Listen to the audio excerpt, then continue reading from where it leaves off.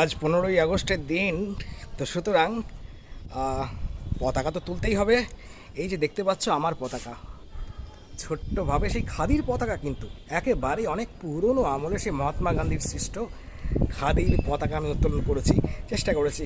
কেমন লাগছে আমি জানি না, তবে পথ পথ করে উঠছে না হয়তো বা, তবে উঠছে, হাওয়া দিচ্ছে, হালকাভাবে উঠছে। তো এই হচ্ছে ছাদ, দেখতে পাচ্ছ। আহ, আহ, বিভিন্ন জায়গায় পতাকা উত্তোলন হয়েছে। পতাকা এই যে